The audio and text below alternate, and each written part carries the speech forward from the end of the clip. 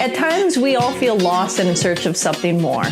This is Cristina Dam, and this is Liberate the Podcast, a podcast designed to help inspire and guide you forward through everything spirituality, creativity, art, and just giving you a sense of empowerment so that you can be powerful, be magical, and be free. Hi, everybody. Welcome to another episode of Liberate the Podcast. Today, we're bringing one of our fearless, fearful leaders of Liberate in, and this is Suzen Lucas, and she is a manager over at our Liberate Emporium store, but she also is quite an artist of all different realms. She's an amazing singer-songwriter, as well as an actress, and embodies like really diving into health and wellness and so many other things that just living her life in that creative vibe. And I thought that, one of the biggest things that we could talk about today is, that hybrid of creativity and spirituality and how they're really kind of connected and one of the same. And just like any of our topics and our things, we kind of start there and see where we go. So welcome, Suzen. Thank you. Yes. Thank you for having us this morning. Oh, and who's this one? This is Indigo. You see me battling her in the beginning.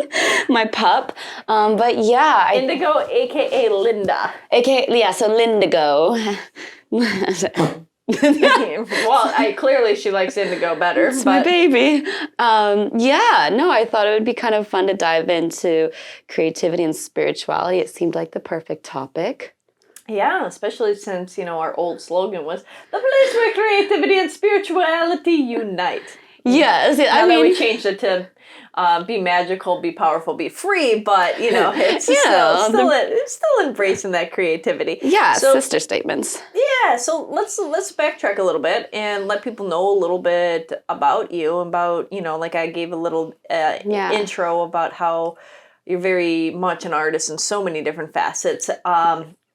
So let's start with, like the journey. Maybe it's all the way back to teenage years. Maybe it's before, like were you a very artistic kid? And when did you dive into spirituality? And how did you find the two, like, really felt like the right mesh for you to bring into harmony and balance in your life? Thank you. It's a big one.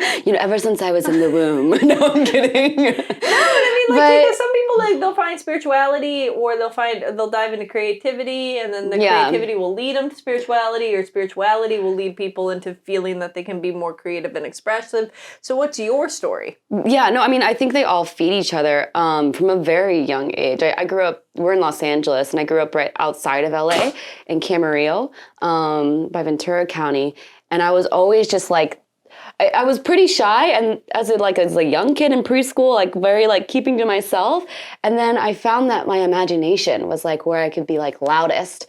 And I would just have a lot of fun creating different worlds and things like that. And whenever plays would come around in school, I was the first one up, Pick me. Yeah, I mean, at the same time though, I was a bit eccentric in the sense I loved to wear only all black for a period of time of just one color. You were one of those.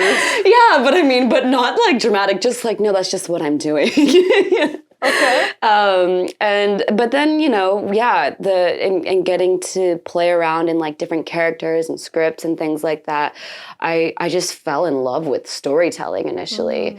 And then I have a lot of sisters, and my older sister, Laura, who's 2 years older than me, she was doing sports all the time.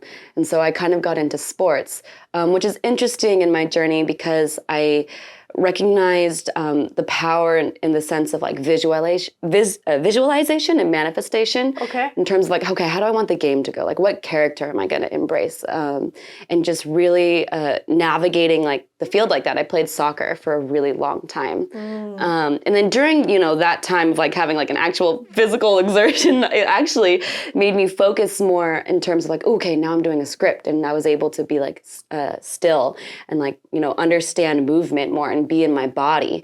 And so those things have always been really important to me. What makes me feel the most centered. Okay.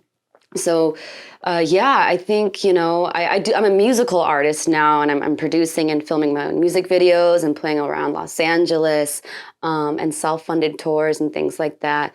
But before even music, it was just like, I want to be an actress. And I studied improv for a very long time. Even as a kid, I was like, man, I wish I could just drive to LA. But my parents were like, we're not doing that traffic.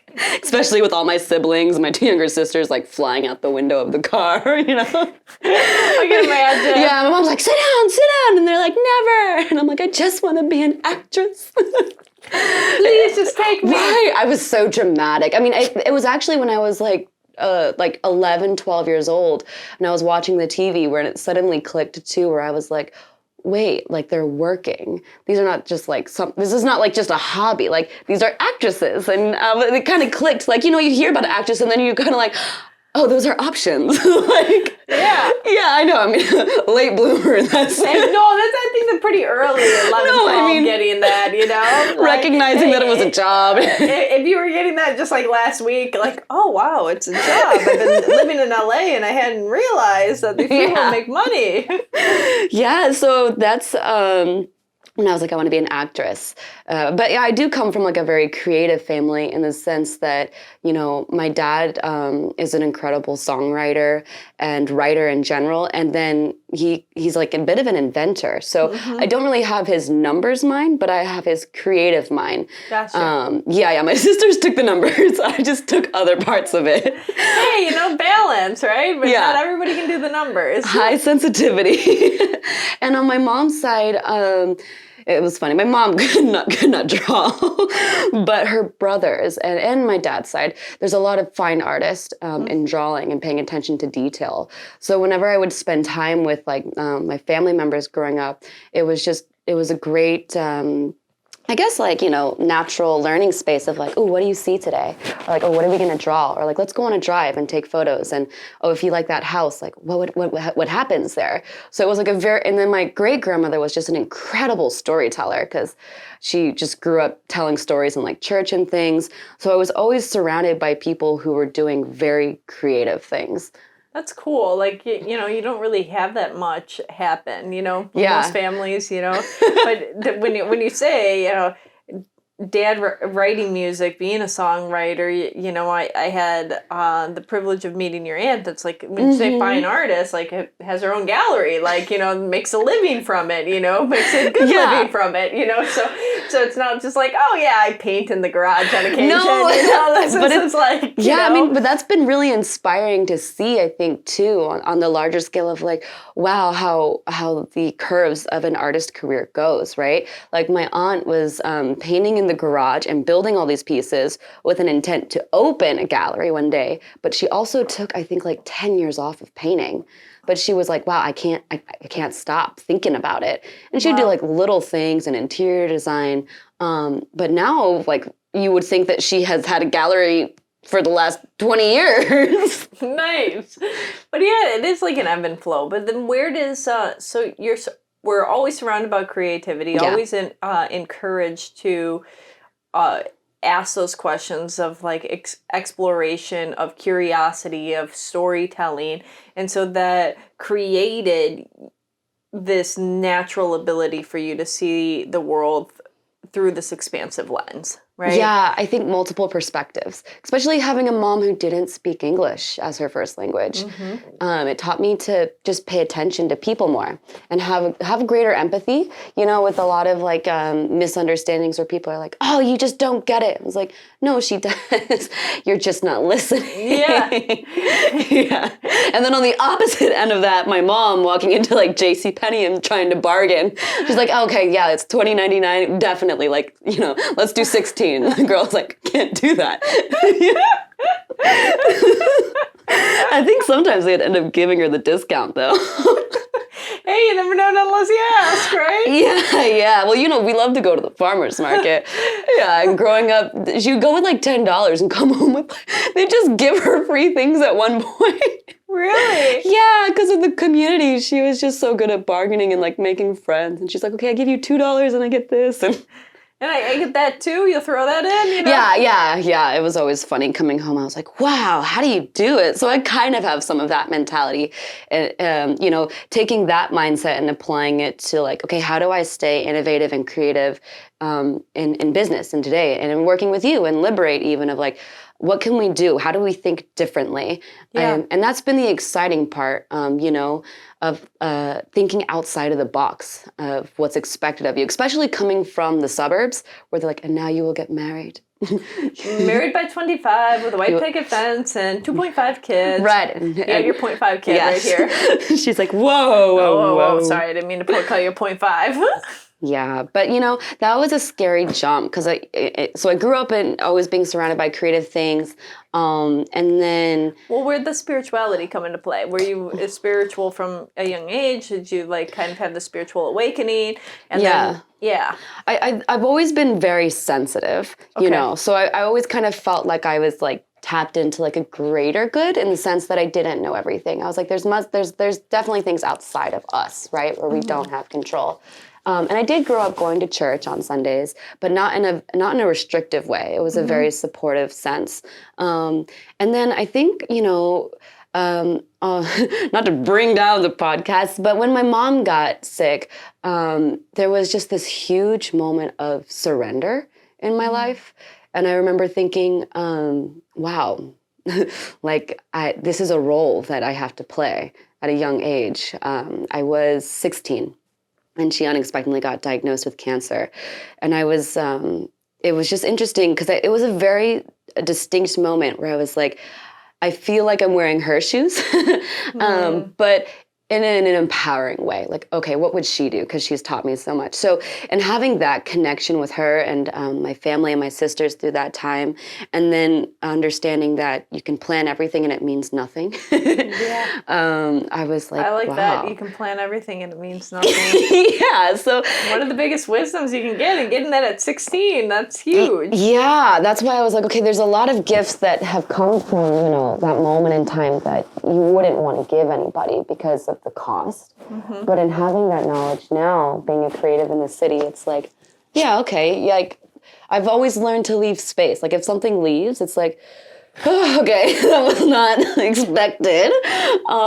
But it just means that it's like a game board. It's like Monopoly in the sense of like, no, there's just space now. So how do we fill it? And that was the thing of like, I did get in playing soccer, I got a last minute ride to a beautiful school in Louisiana, which I only stayed for a year. It was not for me, but it was the first time that I was able to, it was Northwestern State. First time in my life where I was by myself, able to focus on just me and just art. And that was huge because I couldn't afford any classes other than like my $10 improv circles in Ventura County. And that's the thing too, where it's like art has saved me so many times at a time where I was like very lost. I still found the ability to laugh, and not only laugh, but be like, holy, like that, I feel really happy. Yeah. So if that's the possibility, then there's a greater good to everything. Yeah, absolutely. But yeah, so I was in college and I was able to focus, and I was like, that's when I dived more into songwriting. Okay. Because my sister and I would play piano together, a lot indigo, growing up, and I was always the singer. I would take piano lessons, but I was also very stubborn and my hands were small. I'd be like, yeah, I don't need that. Piano recitals, I would just like stop in the middle of the song and be like, I'm like, I forgot. Like, right. Yeah. I'd like cry sometimes and then I'd get over it. I was just very sassy. My older sister was always so good at like, she had violin and piano and like. Wow. Yeah. It's a very music-rich family, too. Yeah. My dad, his dream was to be a full-time songwriter. So we always had music in the house. Like one of the fun early memories was like on Saturday mornings, like blasting all the speakers, and we just like dance for like an hour. Oh, cute! Yeah, it was like a Disney movie. Made for TV.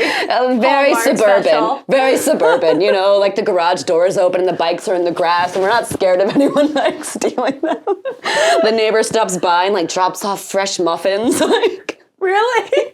This is where I come from. You're like, why do you feed everybody all the time? I'm like, why wouldn't you? She does. She's always feeding. The language of love there. Yeah, right? yeah. Food is definitely one of my love languages. So yeah, I was just in this space where not only was I have art full time, but I had so much healing work to do after the year that my mom was sick and then passed away. It was just like, wow, what do I want to create? It was also a bit of an odd situation where I was like, do I take the scholarship? And I was there for soccer, and I had too many injuries. By the time I'd show up, I didn't pass my physical on like a very basic level. I had concussions, so I had no balance. Wow. Yeah, that's why yoga has been so important, and also meditation, because there's in the time period of like, you know, when I got hurt around like 2010 to 2012 type of thing, they didn't have any research other than sit still. And that's not that's not healing. You have to move your body, especially sitting with all of the trauma and the grief that I was carrying. It was a really hard time. But also a blessing in disguise, because I'm always so used to taking care of others. So when I was like sitting by myself, I really had to think about like, where do I want to be? And all the additions that I was looking at on my laptop all the time were just, I'm like, oh, LA, if only I could get to LA again. And then I'm like, wait, I'm from there. Yeah. So you're in Louisiana, you have these concussions, you're processing everything that in your life and healing. And then you're like, I just want to go back to LA. I did. And that was a hard thing to do, because I was on a full ride and I was getting extra money from scholarship, and coming from a family that I was like, where it's either like scholarship or figure it out. Like a lot of people have, it's like a very big decision to be like, man, do I stay? Because it's so beautiful out there, but it was just not the right place for me at the time. I always felt out of place, especially with just like the mindset of like, I just wanted the city, you know? Yeah. So I actually dropped out a week before I was supposed to go back for sophomore year. Wow. I had gone home for the summer, and I joined a theater group in Ventura County, and I was like, man, for $15 a week, I'm getting more out of these classes than university. And I'm working with people from the industry, and it's not about ego or anything like that. And I was like, I think I have to leave. And everyone was mad at me except my dad, which was really unexpected and supportive. Wow. I remember sitting at the dining room table, and I was kind of crying. And even the people, the theater company had sat me down. They're like, we can't tell you what to do, but you seem really happy here. And like, you know, from what we know, like you're actually applying yourself and you're learning. I was stage managing, I was producing theater, I was studying it, I was casting, building sets, and everything for a fraction of the cost. And finding those deals. And then just like by the beach in California. And that was the thing too, I didn't realize how good I had it until I left. You never know what you have until it's gone. I know, growing up I was like, oh, we're gonna go to the beach today. We do this every weekend. Now I'm like living by the ocean again. And I'm like, man, if only I could get to Santa Monica. But so I remember that was a very defining moment, because it took me back on a spiritual level to like the day my mom had passed. And I was like kind of holding her hand for the last time. And I realized like nothing matters. Nothing. And we don't take anything with us. We just leave a legacy. And that was a very, very hallmark thing in the sense of like, oh yes. Yeah. But when it hits you and you really get it, it's one thing for people to hear that phrase that most people have heard, thousands of times, if not more than that, Yeah. But it's another when that meaning clicks internally and you get it. Yeah, it's different. So even my roommate at the time was from California, and I like left her. I really put myself first, which was also a part of the journey. So I came home, and I went there. I got all my stuff out of storage. I like dropped out of all my classes. I remember being in the counselor's office and being like, can you remove me? And they're like, really? And even the people, I just remember being on the campus and also feeling like, I think I kind of bypassed part of this in the sense that like I don't want to go out and party, or I don't want to waste time like that. I don't need to just have time to go to, I don't know. I just don't need those things. I want to be working towards something. So moved back to the city. I was living at my dad's for about a year. My family was pretty everyone was processing grief at their own time, and it was very messy. And that's a big part of my work today as an artist, of exploring these uncomfortable topics that are very much we put grief on a timeline of from the outside. It's in 6 months, you're well, hopefully you're starting to heal. And you're I think I just scratched the surface of understanding. I'm 10 years in, and at the 10-year anniversary, I was wow, this is what that feels like. And it's kind of the same. Yeah. So it's just funny how sometimes we try to get away from it only to recognize that it's just gotta make peace with it. But yeah, I came home, and then what happened was I had my dad's car, and I started sneaking off into the city. I paid for all the classes, but he'd be like, "Where are you going?" And I was like, just out.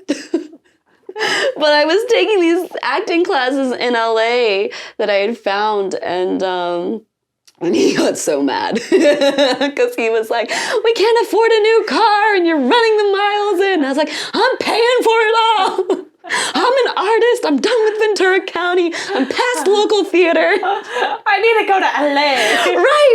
Right. And I was like, "Fine, I'm moving out." And he was like, "What?" And I was like, "I'm leaving. I can do this on my own." And he was like, "That didn't mean for it to escalate like that." But it was also necessary for healing. And for your next step. Yeah. So it was okay, I left college. I was home for a year. And then it was I don't want to stay in the suburbs. That's not why I came back. Mm-hmm. So at 19, I moved to Burbank, or Toluca Lake, the great land of Toluca, of retired stars. And they're all smoking cigarettes and have a lot of mascara, You enjoying this so far? Did you forget to subscribe? Make sure to do so. Takes 2 seconds. Just press that little button, the red one. The one. Just press it, little like. All right, enjoy the rest of this content. Oh, it is. A little Toluca Lake Village. I know. We were on the driving here. I was like, yeah, I used to ride my bike on the freeway. I was like, wow. She's like, well, I'd get off and I'd walk it a little bit, and the thing, I was like, literally, this is the on-ramp for the 101. Yeah, I mean, I also was a bit what's left to lose, on the level of let's try anything. Yeah. So I got a job at Bubba Gump's on City Walk. Oh, Bubba Gump's. I was a shrimp hostess. Bubba Gump. Yeah, no, and the first thing I did... I ate there the other day. Did you? When we went to Universal. I mean, this was a couple months ago, but I was I hadn't been there in 10 years, so I was like, Bubba Gump. I know. It's such it's a fun place, yeah. I remember choosing City Walk because I was that's the closest I thought I could get to being around movies at the minute. Mm. So I was I need to be in a place where at least I'm happy. Because when I got here, I was I'm going to take a week off. I'm just going to relax for the first time in a very long time. I remember I had ice cream for dinner the first night I moved to LA. It was one of those moments where you were when I was a kid, I wanted to do this. So and I get to do this now. There's nobody looking after me. Yeah. I had 2 Ben & Jerry's Cherry Garcia ice creams. And 2? Because I was I had one. Did you get a stomachache? No, I think I was just on such a high. I was finally in the city. And I was I can't do this all the time. But I had one, and then I was I think I want one more. And I can do that. And I was I don't have to ask anybody, and it's right there, and the man will sell it to me. I wasn't out here looking for alcohol. I was just I would like an ice cream, sir. And I'll take a second one? Yeah. You're going to tell on me, right? Right. And even when I came here, I lived in the size of this room, a studio apartment, and my bed came out of the wall. Yeah. Every morning I had to put it back up, and little roommate drama. It's Suzen, put your bed away. I'm sorry, I'm busy. Yeah. So yeah, I was in LA, and I think when I first got here, it was a very big transition because I didn't have a car. I just had a bike. I was also a bit terrified of what the city meant. I didn't know anything. When I used to take the bus, I'd get lost for like hours at a time because I thought they told you what stop to get off at. Like, oh, you're going to Trader Joe's? Like, I was like, oh, the bus driver doesn't do that. I'd like end up in mid-city and I was like, how do I get back? And then people were crazy and they were like, going all loud on the bus. And I was always wearing shorts and sandals, like so beach vibe. And I was like, oh, I'm all hot and sticky and I'm tired. And nobody's nice here. Oh, yeah, people are kind of a little rude in LA. Yeah, I mean, but I think the defining night of me being like, okay, I'm in the city and once again, it's kind of like, I don't want to lose time. I won't say waste time, but I don't want to lose time without intention. It always goes back to that for me. And would you say that that's what you kind of infuse into the spirituality you infuse in your creativity is like not wasting time, not losing time, and making the most out of things? Absolutely. I mean, I think even a lot of the songs I write now are all about like kind of the questions in between. And, What's your favorite song that you wrote recently? That you have recorded? Yeah, man, there's so many. I think I'm just coming off, I'm still living in the high of like releasing Heaven. Okay. And that really does capitalize on like, we should processing probably grief. Cut it in right here. We'll cut it in right here. And now it's the music video. Yeah, let's cut it in and see if, see what people think, because it's one thing to hear your story, but also to feel the heart and the soul that you infuse, which is what I feel like is that infusion of spirit into music, right? Totally. I mean, I think, I feel like I've taken on this role spiritually in the sense of like, wow, I've been processing a lot from a young age and taking on roles that are outside of my age all the time.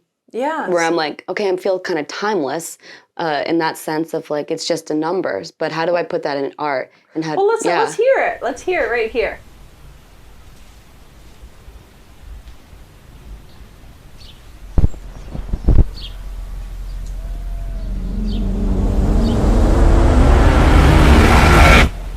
More than okay without you. I've got to turn this quarter life crisis into a breakthrough. Be more than okay without you. Be more than okay. Would you know who I was if I was there in front of you? It's been a while since we talked. Cut my hair because of you. I was scared of looking in the mirror. You seeing you, there's too much conversation waiting here for me and you, but maybe there's a one-time phone line called a heaven type of thing where we can kick back and relax and catch up on everything. But I know it's impossible to find that type of time. At the very least, please pass through my dreams tonight. At the very least, please pass through my dreams sometime. Here I am all alone, these four walls without you. Been a while since we talked, doing fine without you. Sometimes I go walking in the dark, thinking of you, putting names to all of the stars for me and you. But maybe there's a one-time phone line called a heaven type of thing where we can kick back and relax, catch up on everything. But I know it's impossible to find that type of time. At the very least, please pass through my dreams tonight. At the very least, please pass through my dreams tonight. Ooh, pass through my dreams. I've got to turn this quarter life crisis into a breakthrough. I've got to be more than okay without you. I've got to turn this quarter life crisis into a breakthrough. Be more than okay without you. Would you know who I was if I was there in front of you? It's been a while since we talked. Cut my hair because of you. I was scared looking in the mirror, seeing you. There's too much conversation waiting here for me and you. Yeah, there's too much conversation crashing here.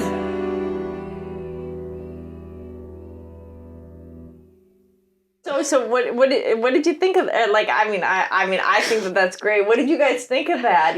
Please comment, like, share. Please, please. And because the more you share, the more you care. You just had to. No, I mean, please. I hope I had some really sweet people reach out who said it helped process their loss. So what was your story behind writing that? I think I got to the city and I was like, okay, I have the plan. Why isn't the plan working? I'm taking the classes, but I got to this point where I couldn't feel anything, to be honest. And I didn't know what that meant. And my older sister was kind of in the same space.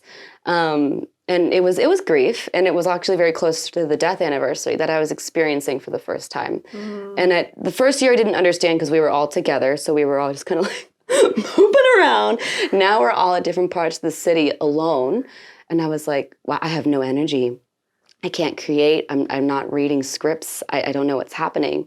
And so by the time I had written this, I was living in a living room, in the corner of a living room I was renting out.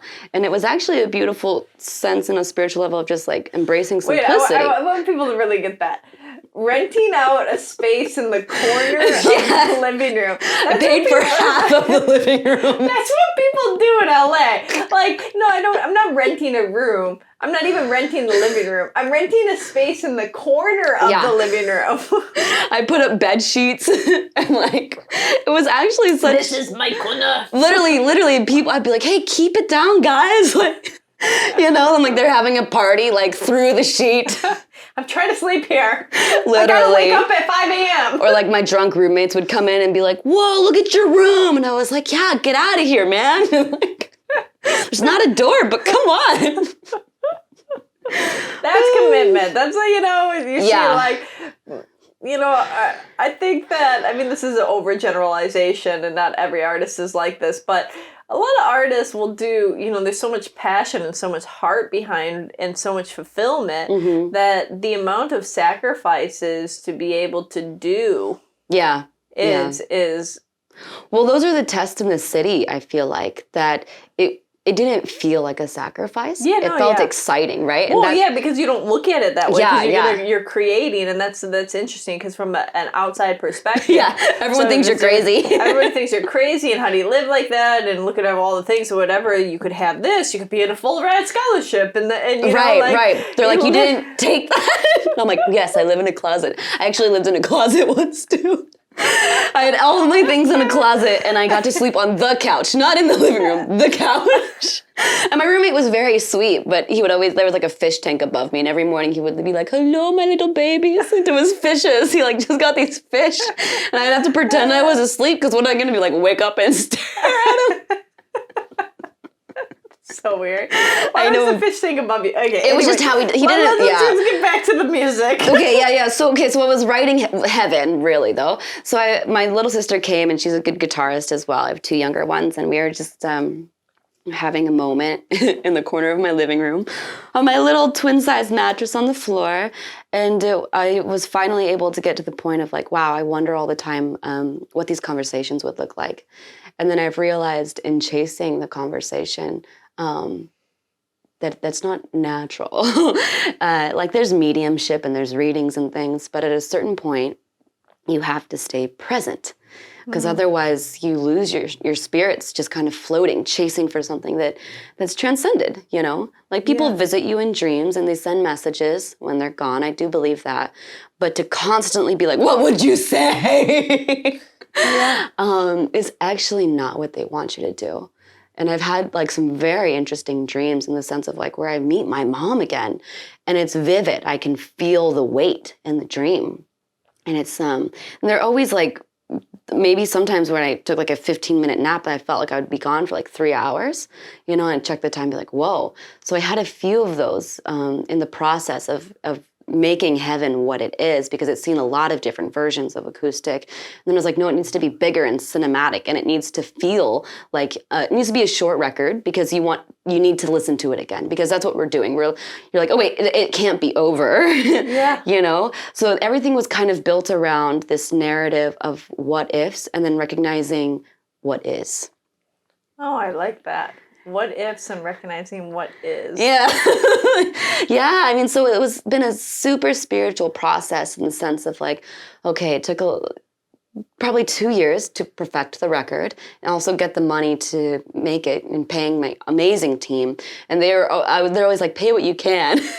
And also the patience of like, sometimes in the process of making a record, a lot of artists will relate. You listen to it so many times, then you got to take a break and you got to get fresh ears, and you're like, is it right? It's seen so many different versions. Like, I really can't emphasize that, where I thought I had it. And then I was like, no, it's just not right. And this is a crucial point in my storytelling of just introducing myself to the world on this level, away from the other records of more love songs and like more upbeat and like, I'm back, I'm flirting with the world. Yeah. I'm starting over. And then it's like, but I'm starting over because of where I've come from. So yeah, it's like the music video that you see is like, it has all like the different parallels of time. And then I realized that I'm playing all the roles, you know, I'm like, oh wait, no one else is here but me. Wow. So yeah, I mean, I could talk all day about this, because it also took me a few years to get the video together. And I had a lot of different concepts, and then the budget and the way I did it too. I was working on a film project in 2020 before I was working with you. And I had saved up just enough to make it happen. And very much like the artist mind, you know, instead of paying off the last of like a credit card, you're like, I have the money for the movie. We're making it. Everyone get together. It's a shoestring budget. But like also like the testament of like pulling together a team that can really do it. Because even with a great budget, sometimes it doesn't get pulled through. So, and that's where it goes back on a spiritual level of like, okay, what are you saying? And who's going to be on board to help make that vision? Which is why I love working with Liberate, because we have a very specific intention and clear vision. And that's what I can stand behind. Yeah. I love it. And, you know, like, where do you see, where's Suzen going next? Probably to the dog park. No. Yeah, gosh. I just want more hours in the day, and you know this about me. No, yeah, but I mean, like, you know, Yeah. where would, you know, like, what other stories do you want to tell? What other expressions do you want to see created? Like, what are those next, like, you know, as you go through your visual or realizations, like, what are you wanting to display to others? Yeah, I mean, I think I'm just on a very big wave of, I'm a big fan of Brené Brown and her study of shame and vulnerability and how they go hand in hand. And there's topics and things that I wish that I had learned in terms of relationship and people and giving and receiving, and, you know. And so and also taking responsibility for the parts that you did make mistakes in, and taking that out of the gray and being like, no. And exploring the gray, it's becoming clear. So all that to say, the records I'm putting out are a lot of the uncomfortable conversations, but even more so the moment before you make these big decisions of yes or no, and what that feels like on a real level, and being like, oh yeah, because I want people to listen to like my, you know, when they hear the record to be like, oh, I forgot that I feel this way because I've been covering it up. It's like that my shows are always really emotional in the sense it's a beautiful of like everyone holding space for like, yeah, I remember when we like did that. And you still made it. Yeah. So lots of hopeful records, lots of love songs. I'm developing a sound called cinematic acoustic pop. Okay. Yeah. I want everything to feel like a movie and a full experience, like every record, but more so just like just releasing it like a film, you know? Everything is like a 3.5-minute film. And then hopefully where it can, taking all of my film background and really making some feature films. Yeah. And then on top of that, I love business. I think, you know, from both of my parents, they always had dreams of like different businesses. I'd be like typing up all their proposals as a kid. I really do see myself setting up different businesses within Los Angeles, but also outside of LA. I was talking to Hannah, if you're watching. That's just my best friend, one of my best friends. Oh God, I'm going to get in trouble. No. So I love you guys all. No, but I really was like, okay, as an independent artist, I wish there was a better system to setting up tours where I didn't feel like I was doing something cliche, and I was playing to a real audience. And on top of that, in a beautiful venue space. Also, I think very dynamically, I want to be able to get there early. I want to be able to get a photo shoot in. I want to be able to have a space to do an interview like this. I want to eat great food. So setting up... So you want to have flowers for people? Flowers everywhere, duh. Flowers and tea, and snacks, and puppies.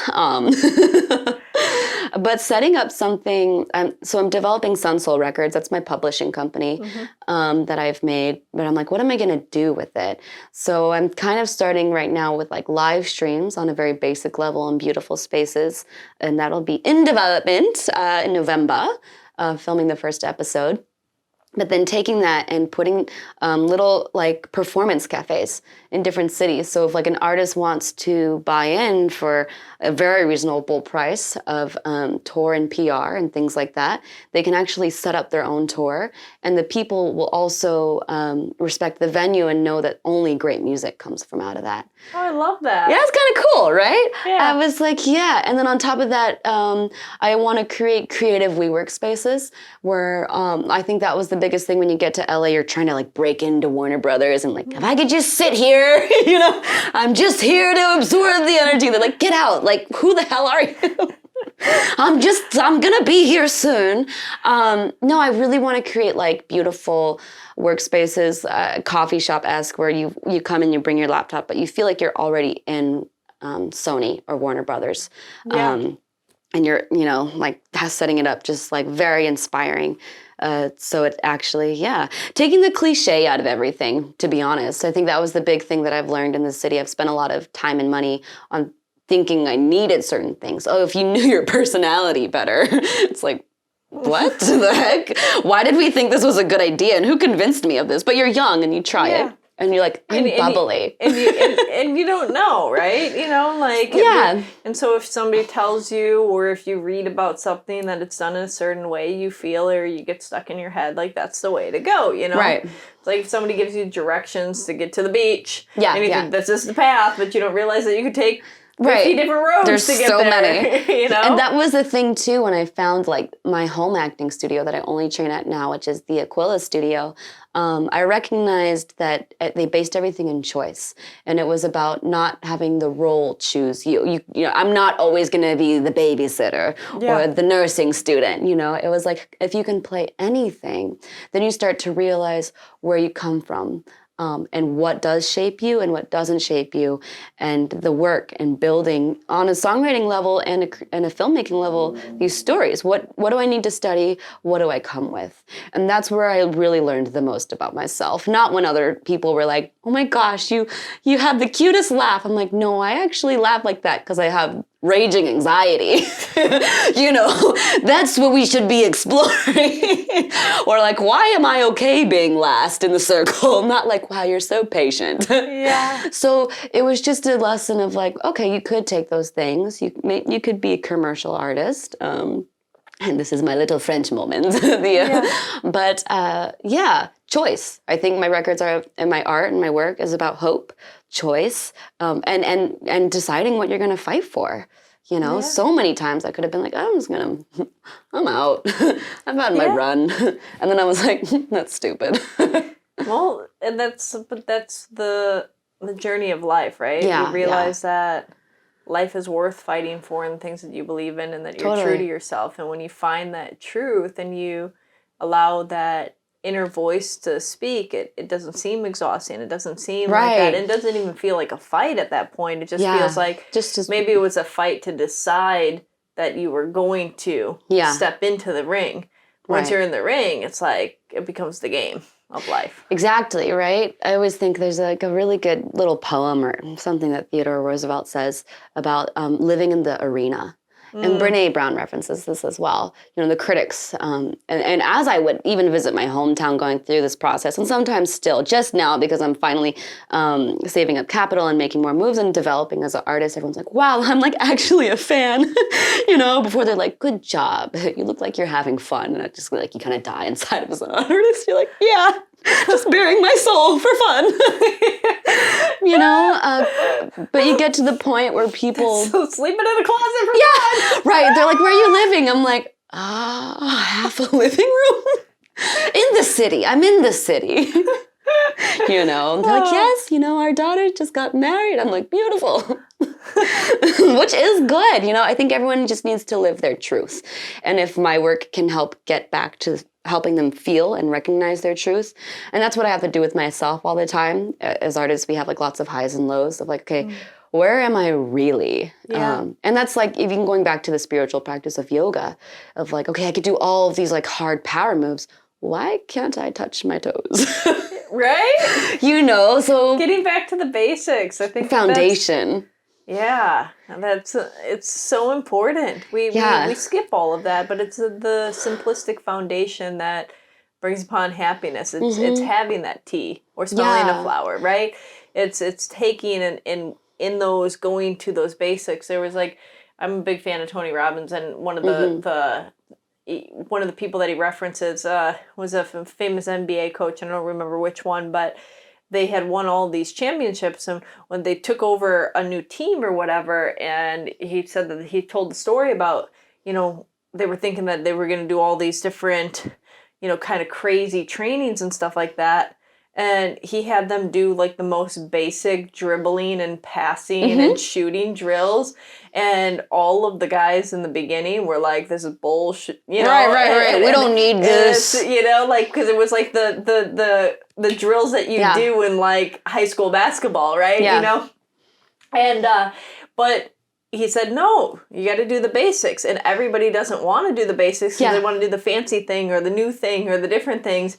But that team ended up winning the championship, you know? Yeah, I mean, literally. And that's the foundation and respecting the basics and the simplicity, I think, is when you become a more mature creative. Yeah. In the sense of like, what don't I need here? Even on a fashion level of like, if you look at high fashion, which I also love, it's like, okay, why are they reinventing the same coat? Okay, they're playing with line and structure. Oh, so you start to look at things differently, you know? Yeah. And then you start looking at photography differently, and then your shot list, and then your song. or like in opposites orders. But you're like, wow, attention to detail. Because we have to think like this on a very specific level, because the world doesn't. And as an artist, I really do think if we're not paying attention, then the world is, you know, it's like, what is the artist saying? We always go back to that in Stella Adler thinking of like, you know, it's really important because everyone else is just, you know, everyone's trying their best, and we're kind of like the glow-in-the-dark sheep.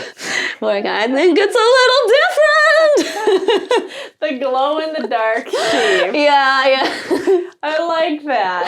So yeah, it's our job. And even with what you're doing with Liberate, of like, you know, making it a creative space where we hold space for each other. We're very much like checkbox, which is good and has a purpose. But when we slow down and we're like, wait, I need to change everything. Yeah. It's important to have creative spaces. So thank you, Cristina. Thank you. And where can people find you, Susan, and listen to some more of your music? Yes. So funny thing, I actually go by Suzen, Suzen, and Susan Lucas.